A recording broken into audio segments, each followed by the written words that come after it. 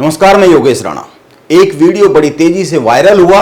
इस वीडियो में उत्तराखंड के शिक्षा मंत्री धन सिंह रावत को एक शिक्षक मंच पर ही खड़े होकर आड़े हाथों ले रहा है।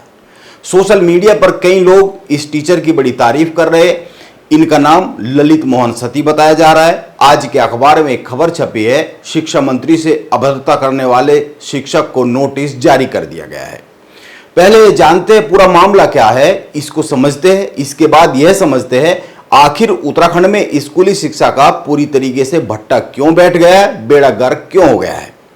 इसके लिए शिक्षा मंत्री धन सिंह रावत अधिक जिम्मेदार है, शिक्षक जिम्मेदार है, या फिर शिक्षकों के लिए राजनीति करने वाले संगठन अधिक जिम्मेदार है। यह मामला गोपेश्वर के एक स्कूल का है। यहां पर एक सरकारी स्कूल का वार्षिकोत्सव कार्यक्रम था।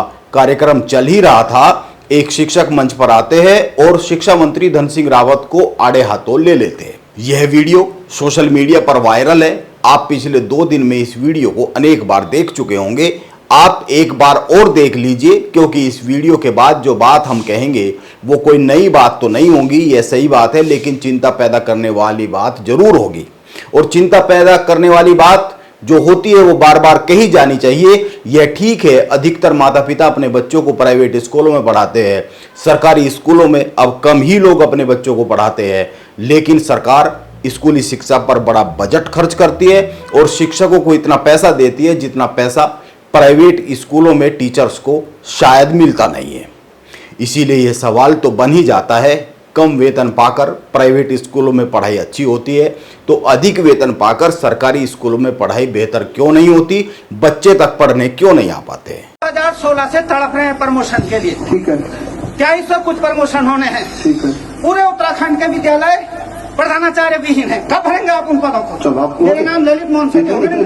टेक इट सीरियसली मंत्री जी, इसको आप सीरियस लीजिए। बच्चों तुम्हारी प्रॉब्लम है, तुमको पता है तुम्हारे प्रधानाचार्य जी कब से नहीं है। मंत्री जी सुनिए एक बात, और हम इनमें कॉन्फिडेंस की कमी कर रहे हैं बच्चों में। मैं एक शिक्षक आप उनके एक मिनट बोलो। दरअसल वीडियो में शिक्षक जिस बात पर आक्रोश जता रहे हैं वो मामला शिक्षकों के प्रमोशन का है। उत्तराखंड में 2016 से प्रमोशन रुके हुए, कुछ तो 2012 से रुके हुए। मामला कोर्ट में गया हुआ है। इसीलिए धन सिंह रावत मंच से बाद में कहते भी है, आप कोर्ट से केस वापस ले लीजिए, हम तुरंत ही प्रमोशन कर देंगे। अब ऐसा है, कोर्ट से केस वापस लोगे, हम अगले दिन प्रमोशन करेंगे। ठीक है, लो भाई। जैसा कि मैंने कहा, कई लोग मंच पर धन सिंह रावत पर बरस पड़े इस टीचर की बड़ी तारीफ कर रहे हैं हिम्मत दिखाने के लिए, और कई लोग धन सिंह रावत के शिक्षा मंत्री होने पर सवाल उठा रहे हैं, उनके कामकाज के तरीकों पर सवाल उठा रहे हैं सोशल मीडिया पर। लेकिन उत्तराखंड में स्कूली शिक्षा की जो दुर्दशा हो रही है, इसके लिए जिम्मेदार कौन है, इसको जानने के लिए आप एक काम तो कर ही सकते हैं। आप इंटरनेट पर गूगल से एक सवाल पूछिए, उत्तराखंड में स्कूली शिक्षा, छात्र और शिक्षक। सवाल या निशान के साथ जब आप यह लिखेंगे, गूगल से पूछेंगे, तो गूगल के न्यूज सेक्शन पर जो पेज है उस पर 10 खबरें आती है। कमाल की बात यह है, इन 10 खबरों में 6 खबरें तो वो होती है जो एक ही होती है, अलग अलग मीडिया हाउस से होती है, लेकिन 10 में से 6 यही दिखती है। सभी बड़े मीडिया हाउस ने इस खबर को बड़ी प्रमुखता से छापा था। अभी भी इंटरनेट पर यह ट्रेंडिंग में है। इंटरनेट पर यह सर्चिंग 19 मई की है। समय और घटनाओं के हिसाब से गूगल के न्यूज पेज पर कंटेंट बदलता रहता है, लेकिन अभी जो खबर छाई हुई है, यह जो खबर है नैनीताल जिले के ओखलकांडा के एक सरकारी स्कूल की है। मामला नैनीताल जिले के भीमताल के ओखलकांडा ब्लॉक का है। यहां पर एक सरकारी स्कूल में इस बार के सत्र में 10वीं की कक्षा में केवल एक ही छात्र पढ़ रहा था और स्कूल में टीचर 7 थे। यह छात्र हाई स्कूल के बोर्ड एग्जाम में फेल हो गया। स्कूल में हिंदी, अंग्रेजी, विज्ञान, गणित और सामाजिक विज्ञान के शिक्षक है। यह बात करीब करीब सभी अखबारों में प्रमुखता से छपी है। स्कूल में शिक्षक है, क्लर्क है और एक भोजन माता भी है। इस स्कूल में छात्र केवल 7 है, जिनमें से 10वीं में केवल एक ही है और वो भी फेल हो जाता है। अब इस परिणाम का दोष छात्र के सिर पर मढ़ा जाए या फिर उन 6-7 शिक्षकों के सर पर मढ़ा जाए जो केवल एक ही छात्र को इस लायक नहीं कर सके, तैयार नहीं कर सके कि वह 10वीं की परीक्षा को पास कर ले, या फिर शिक्षा मंत्री धन सिंह रावत पर मढ़ा जाए जो राज्य में इस महकमे के मंत्री है, या फिर उन माता पिता पर जो अपने बच्चों को सरकारी स्कूलों में पढ़ने तो भेज देते हैं, लेकिन स्कूलों में जाकर शिक्षकों से यह सवाल नहीं पूछते हैं कि आखिर उनके बच्चे की पढ़ाई चल कैसी रही है।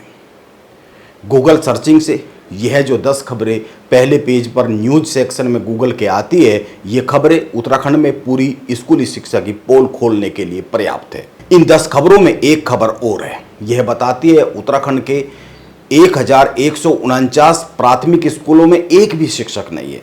यह रिपोर्ट प्लान आयोग ने सरकार को सौंपी है। सर्वे रिपोर्ट है। यह अमर उजाला में करीब 1 माह पुरानी खबर है। इसके अलावा एक जनसत्ता की रिपोर्ट है। यह इसी साल 23 फरवरी की है। इस खबर के आंकड़े बड़े ही चौंकाने वाले और चिंता पैदा करने वाले हैं। राज्य में 7073 स्कूल ऐसे हैं जिनमें 20 से कम नामांकन है बच्चों के। ये आंकड़े सरकारी है, अभी 20 फरवरी को सदन में पेश किए गए। ये आंकड़े किसी भी जिम्मेदार नागरिक को सुनाए जाए तो उसके भीतर डर पैदा हो जाएगा। क्या हाल है उत्तराखंड में पढ़ाई लिखाई का सरकारी स्कूलों में। मैं ये आंकड़े इसलिए बता रहा हूं क्योंकि सवाल यह उठ सकते हैं कि आखिर इस दुर्दशा का जिम्मेदार कौन है। वो शिक्षक जो बच्चों को स्कूल तक नहीं ला पा रहे, या फिर मंत्री जी, और आरोप लगते रहते हैं कि वो संभाल नहीं पा रहे, इस तरह के उनकी जिम्मेदारी पर आरोप लगते रहते हैं, या फिर सरकारी स्कूल में पढ़ रहे बच्चों के माता पिता, क्योंकि उन्होंने सवाल उठाने शायद बंद कर दिए। जैसे अपने प्रमोशन के लिए मंत्री धन सिंह रावत से भरे मंच पर यह शिक्षक सवाल उठा रहे हैं। आप सोचिए, यदि उत्तराखंड की जनता ने शिक्षकों से राज्य में स्कूली एजुकेशन की दुर्दशा पर इसी तरीके से सवाल पूछने शुरू कर दिए तो सवाल यह है कि उनके सवालों का जवाब कौन देगा, शिक्षक या फिर शिक्षकों की राजनीति करने वाले संगठन। सवाल तो और भी बहुत से हैं। अब तो एआई का जमाना है। आप गूगल से 3 सवाल पूछ लीजिए मेरे कहने से। पहला, देश के प्राइवेट स्कूलों में शिक्षकों का औसत वेतन क्या है। एआई इंटरनेट के डेटा को अध्ययन करके बताता है, गूगल का एआई, नए शिक्षकों का वेतन 15,000 से 30,000 रुपये प्रति माह तक हो सकता है, जबकि अनुभवी शिक्षक 40,000 से 90,000 रुपये प्रति माह तक कमा सकते हैं। दूसरा सवाल यह पूछिएगा गूगल से, सरकारी स्कूलों के शिक्षकों का औसत वेतन क्या होता है।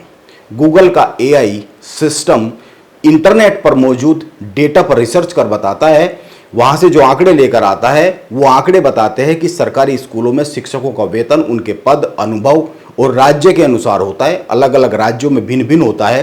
कुछ वेबसाइट का संदर्भ देते हुए गूगल बताता है 7वें वेतन आयोग के तहत प्राथमिक और उच्च विद्यालय के शिक्षकों का मूल वेतन 20,900 रुपये से 1 लाख रुपये प्रति माह के बीच हो सकता है, राज्य और अनुभव के हिसाब से भिन्न भिन्न। अब तीसरा सवाल भी आप गूगल से कर ही लीजिएगा, भारत में एक व्यक्ति की औसत आय कितनी है। गूगल का एआई सिस्टम बताता है 15,000 से 20,000 रुपये के बीच। क्या अब भी आपके पास कोई सवाल बच जाता है। नमस्कार, मैं योगेश राणा।